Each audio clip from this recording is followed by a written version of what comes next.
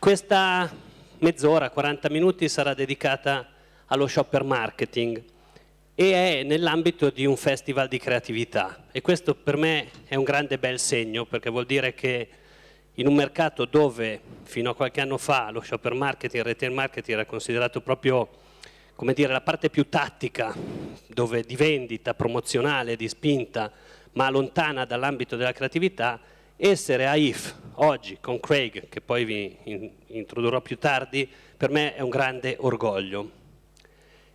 Prima di parlare di shopper marketing e retail marketing, ho fatto questa citazione che è un'autocitazione che dice: l'Italia si merita un festival come questo, la creatività si merita questo festival. E questo lo dico perché io vado un po' in giro per i festival, conosco i festival della creatività, ma questo festival lascia aperta la porta all'innovazione, lascia aperta la porta a quello che sono le tendenze, ma non solo nella creatività più alta, quella dove si vincono i leoni, ma anche quella che poi porta efficacia e efficienza. E quindi ringrazio gli organizzatori e ringrazio questo palco, perché credo che l'Italia migliorerà e, come tutte le tendenze, anche quella dello shopper marketing, del retail marketing, dell'attenzione a questa parte di business, trarrà beneficio e giovamento da questo festival. Il titolo di questo IF è No Show, No Business. Io sono d'accordissimo, lo show è una parte fondamentale della vita, delle consuetudini, delle relazioni. Nel nostro business siamo stati abituati a vedere lo show come qualcosa che comincia con la televisione, con le grandi affissioni, con la parte di comunicazione più emotiva, e poi piano piano va a scemare fino ad arrivare poi al below the line, no? Già below the line, sotto la linea, tutto il resto è sopra e via. Invece credo che lo show inizi quando tu vai a analizzare un insight, a cominciare a capire qual è l'essenza di una marca, ma poi debba continuare non solo nel momento dell'acquisto, nel momento della scelta, nel momento di portare la mano verso lo scaffale, ma anche oltre, il CRM e tutte quelle attività che adesso portano al consolidamento della relazione sono show anche quello. Quindi è vero, no show no business, ma lo show inizia quando cominci a analizzare la marca e continua fino al momento d'acquisto e oltre. L'ultimo secondo, questo è un tema importante, in un clima di crisi come quello che abbiamo avuto negli ultimi anni, in una riduzione dei budget, in un'attenzione spasmodica alla redditività, l'ultimo secondo diventa cruciale. Le politiche delle catene distributive, le politiche commerciali sono state sempre più dure, sempre più aggressive, e riuscire a avere una testata di gondola, riuscire ad avere una posizione privilegiata, riuscire ad avere una differenziazione sullo scaffale rispetto a un altro, e parlo di scaffale ma poi ci sono anche le app, ci sono tutte le e-commerce e via, però rappresenta un momento cruciale e fondamentale nella scelta, e quello che facciamo noi è dedicarci a questo momento, poi Craig vi illustrerà in che modo. Dicevamo lo scaffale, la app, tutto quello che è l'e-commerce o una vetrina. Adesso i touch point sono tanti, ma la scelta è sempre quella. Se sei davanti a un barattolo lo prendi o prendi quell'altro, se sei davanti al tuo computer puoi fare click o no, se è complicato l'e-commerce ti perdi via, ti chiedono 100 volte il codice, lo abbandoni, se il negozio ha una commessa scortese magari vai da un'altra parte. Per lavorare nello shopper marketing e nel retail marketing ci vogliono tanti barattoli riempiti da anni di esperienza, riempiti da tanto studio, tanta ricerca, ci vuole cultura, bisogna sapere leggere i numeri e interpretarli, e bisogna avere una creatività. Adesso non vorrei essere, come dire, duro verso quel livello di advertising più alto, ma quando parli di uno spot hai la magia della televisione, quando parli di un'affissione hai la magia di avere 200 metri quadrati luminosi in un'autostrada per dire qualcosa. Quando hai 50 centimetri e lì ti giochi la partita, la creatività a volte è più dura, e io so che ci sono dei miei creativi qui e li ringrazio perché a volte proprio si spaccano la testa, e il risultato poi alla fine è poco, come dire, visibile, ma poi l'efficacia quando c'è dà dei numeri e dei risultati. Viviamo all'intersezione tra branding e selling, questo è il nostro ruolo, è il ruolo di Integer a livello worldwide, ma credo che sia il ruolo di chiunque fa comunicazione, pensare all'equity della marca e portarla poi a un risultato finale. Per noi è un'ossessione, siamo ossessionati da andare a misurare dove arriva questo incrocio, dove stiamo e dove viviamo tutti i giorni.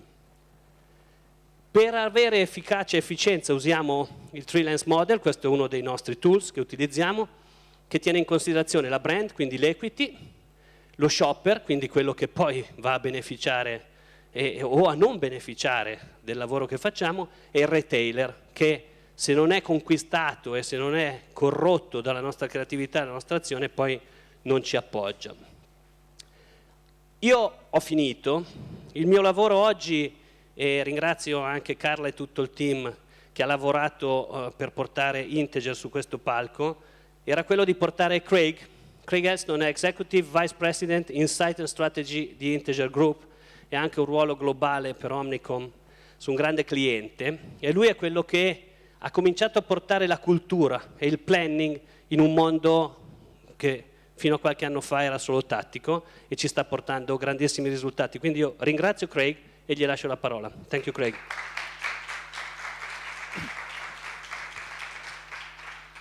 Grazie, Simone. Good evening, everyone. Thank you for coming on a Saturday night. This is great to see everyone here. I want to talk for the next half an hour about applied creativity in the context of shopping and in the context of retail and stores today. Because the world in which we work and the world in which you all operate as shoppers is incredibly complex. It's really, stores today are, really difficult places for us as human beings to operate within. They look a lot like that image there on the right, and they're complex because there's so much going on. This data here is just to give a quick example. It's from the US, but your average supercenter in the US has over 142,000 individual stock control units, SKUs. The average grocery store has 45,000. The average club store has 4,000. The average household has 150. So making decisions in that environment of what are the right things for you to have it's really quite a tough task, tall order. And part of the reason why it's a tall order is because our brains are incredibly lazy. They are amazingly complex things, but they're very, very lazy. If I was to ask you all to multiply 6 by 7 in your heads right now, I'm sure most of you could do that. Anybody? 6 by 7? 42, exactly. What about 16 by 27? That's a lot harder to do. And who wants to do it in your head anyway? Because we're all lazy. It's actually 432 for those of you who are trying to work it out. So because our brains are lazy and it's difficult for us to kind of work things out, it becomes very difficult to navigate things like this.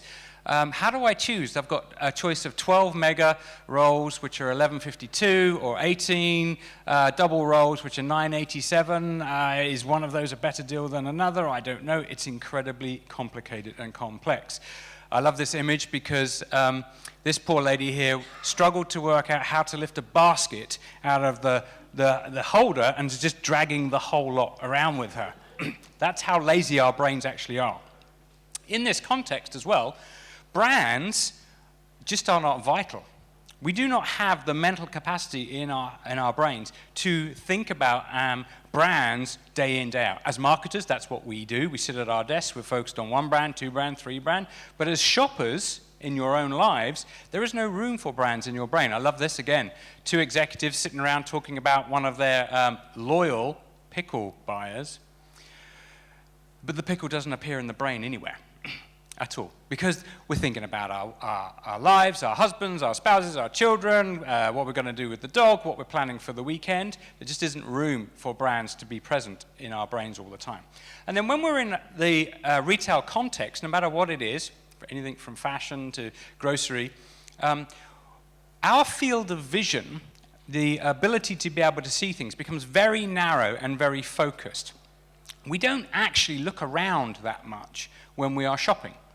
Our shopper field of vision is really quite narrow, and it's much smaller than it would be in a normal context. So even when we're browsing the aisle, we get very, very focused. And then our goals and our intentions, the things that we are trying to achieve in the shopping context, filter out everything else that we're not seeking. So you can see, focus when browsing, but also when we're looking for tomatoes, all we can see are tomatoes. So grabbing someone's attention in this very complex and busy environment is usually achieved with just peripheral vision. We have to attract people on the periphery of their vision and what they're doing in order to draw them out of the focus that they've got when they're going on, and we don't have a lot of time to do it. Lots of different categories here, but depending on the category, you have very, very limited time in order to attract people's attention and get them out of that focus. So design becomes really, really important. Applied creativity becomes really important in this context. I put this image up because I don't know what it is. But it's got your attention because it's unusual, it's unexpected. This is a universal symbol that we all recognize, but it has been altered. The font has been changed to make it a little bit different. But now it feels like softer, it feels like a request now rather than an order to stop. Does this constitute good design? Is that going to be effective in the real world? And I love this image as well. This is in a freezer aisle in a supermarket in the United States. As we all know, cats are cold. But does this constitute good retail design? Does it really attract people? We need to have some principles to operate by in the retail context, and principles that are based on an understanding of how people make decisions, of how this thing up here actually works. Because if they're not making decisions, they're not buying things. If they're not buying things, you don't have a business. And we're fortunate now that there's been a lot of work in this area over the last 10 years or so, which has really helped us understand more about how our brains do work and how they do operate. And there's been some great advances that we can now apply into the retail context, into creativity and into design. So how do shoppers, how do you make decisions when you're in the store? Well, first step, the first thing is perception. We see something out of the corner of our eye, be it a shape, a color, or we hear a sound that actually grabs our attention and makes us sit up. So I always liken this to when you hear a loud bang on the street. You don't necessarily know where it's come from. It grabs your attention, but you're not actually making any assessment of what it is at the moment. This is exactly the same thing. Shape, color can just grab your attention, but you're not making any assessment as yet within the brain. The second stage is in intuition. So having grabbed your attention, intuitively we then quickly assess what it is we've seen out of the corner of our eye, or what that sound was. It's an impulsive response. There's nothing we can do about it to control it. It just happens. So I see this and I say, oh, am I a Star Wars fan or not? And I can move on or not. Or Revlon, I've got no use for makeup, so I intuitively just bypass this as an image and as a piece of messaging. But then you move into reflection. So if you've caught your eye, perception has kind of kicked in. Intuitively, you've said, oh, this is something for me. You're then at the shelf, and then you become reflective on what to buy. What is it that I want? You start to consciously think and start to evaluate. So you start to think, perhaps, what am I wearing? Do I have this shade already? Is the price right? Shall I buy it from this store, or shall I go somewhere else down the street and buy it from there? And sometimes, I put reflection in parentheses there, because sometimes, depending on the category, you can actually bypass this if your intuition has been honed to a high enough level. We can train intuition, and therefore you can bypass the reflective stage. But in the main, we tend to reflect on and start to consciously think about the decisions that we want to make, which then gets us to a decision. And so you decide, right, this is the correct shade for me, this is the price that I'm prepared to pay at this retailer right in this moment. And we summarize these into kind of two distinct phases. The first is autopilot, where the brain is just working. It's fast, it's autonomous, it's effortless and habitual, and there's very little that we can do about it. And that moves us from perception, grabbing our attention, to intuition. And as I say, that can be trained if you do it well enough and do it long enough. You know, and it's the reason why some women can just decide instantly that, my wife can do this, instantly that is the right kind of makeup to get, and move straight on. We then move out of autopilot, though, and we engage our pilot. And the pilot in our brain is very slow. It's very deliberative thinking. And when we reflect and we actually engage a conscious part of the brain, and it's really, really hard for us to do. And so, knowing all of that, we move from autopilot to pilot and those 4 stages. How do we apply this then to influence shoppers? And we've developed up a set of principles that we think help guide our thinking, make it expansive, and bring in this applied creativity into the retail context. So I'm going to run through these 4 principles really quickly. The first one is all about creating surprise. In order to grab things in our peripheral vision, we have to surprise people. So this red blob has no significance whatsoever other than it stands out in the context in which it is found. It's just a red blob that catches your eye. And there are lots of different ways in which we can surprise people, and this is where there's lots of levers to pull. You know, we've got things like being a contrast in this given context, standing out, being disruptive within that context, being new and different. I mean, newness is incredibly powerful, and standing out, that you can stand out by having lots of new news all the time. Incongruity, color, shape, sound, because sound kind of grabs your attention and makes you kind of start to consider what's going on there. Smell, all of the senses can be used in lots of different ways. This is an example that Simone shared with me the other day, which I think is really, really awesome. You may well have seen this around town. This is a mall domination that Sky did recently. And the colors and the shapes are really incongruent, you know, and those images really grab your attention about the local Milan clubs in the context of this mall environment. And then you can quickly, the autopilot quickly decides whether, am I into football? Do I have a subscription already? Do I need to engage, do anything more with this, or can I move on to the next stage in some way?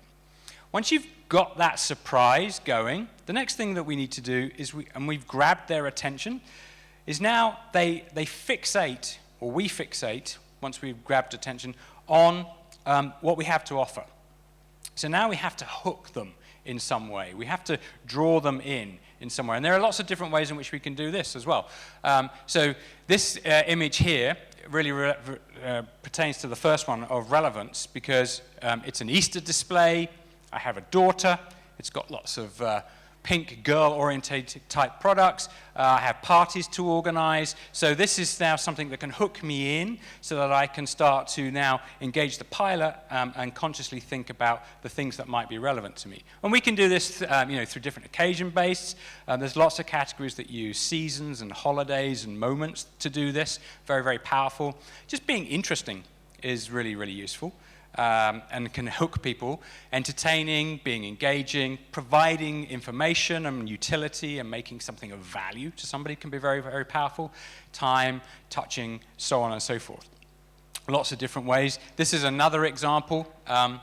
Probably doesn't mean a lot to you in Italy, but this is Clay Matthews. He's a linebacker for the Green Bay Packers. So, you know, if you're into football and you're into Clay Matthews, he's relevant to your life. You need to shave, so this is something you can hook people in and then start to take them further on into the journey. So once we've hooked people, and once the shopper has looked at what we've got to say, they're now engaging their pilot, and so things slow down. And as I said, the pilot is really, really lazy. But this is where their money is on the table. This is where they are actually thinking about whether to buy this particular product or not. So here we have a good example of Crest, which is really all about providing credentials. So it's the #1 most awarded toothpaste, for example. That's the messaging they use. And there are lots of different ways in which we can overcome different barriers. And it's really important to be able to understand in the context of the specific store and the specific retail environment that we're operating, what is the barrier that is most likely going to prevent the shopper, once they've engaged the pilot, to actually pick our product up and put it into the shopping cart? So things like guarantees are really powerful. Credentialing, as this particular example is showing, is very, very powerful because we all like to know that something has been awarded. Social proof is really important. To know that many other people like me are buying this product is a very, very powerful way to overcome shopping barriers.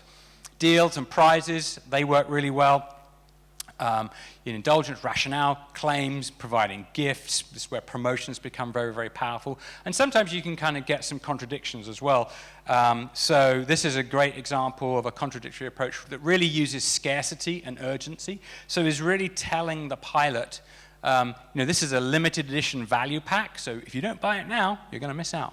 So you better buy it now, and engages the pilot in that way to think, oh, I must have some sun cream for the children.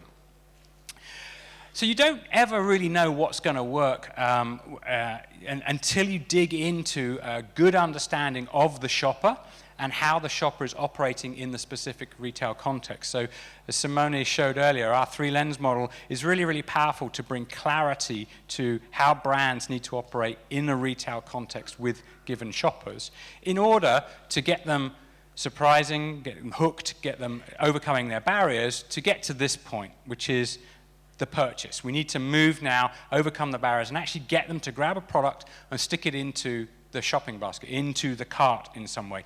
And today, we need a lot more focus on this than I think historically we've ever done, because transactions really, really matter. The world is only getting more competitive, and there are so many new technologies and so many new ways in which we as shoppers can fulfill the purchases that we need. And we have to have a greater focus on understanding all of those, and we have to have a greater focus of engaging and providing solutions for people along the way. So, whether it's product locators, whether it's providing site-to-store delivery options, subscribe and save options so that you never even have to think about it, because remember, we don't like to think. So if I can just subscribe to something and it turns up every 6 months before I run out, perfect solution for me. Using mobile devices, so enabling our mobile phones so that we can shop from that, store coupons, so we can have shopping baskets and shopping carts on that is very, very important. Tweet to buy, messenger bots, even down to benefit cards in order to enable different forms of purchasing. It's really all about removing the friction, taking barriers out of the ability to purchase and shortcutting the checkout so that we can get through that onerous process and get to the product that we want really, really fast. I'm going to show you a quick video now, which is for a Gillette razor, and then I'm going to tell you a little bit of a story about it from a purchase perspective at the end. So hopefully this runs.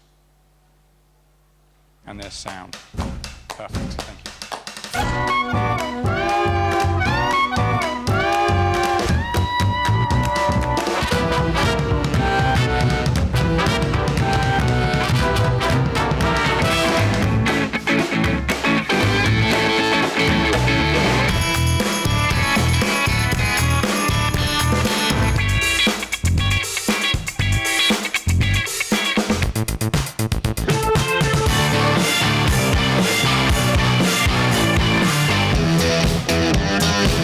Man changes with the times, and we change with man.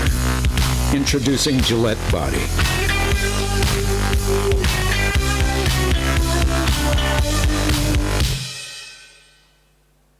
Cool, thank you. So, great piece of content, great little story, and you all understand what the stories are all about.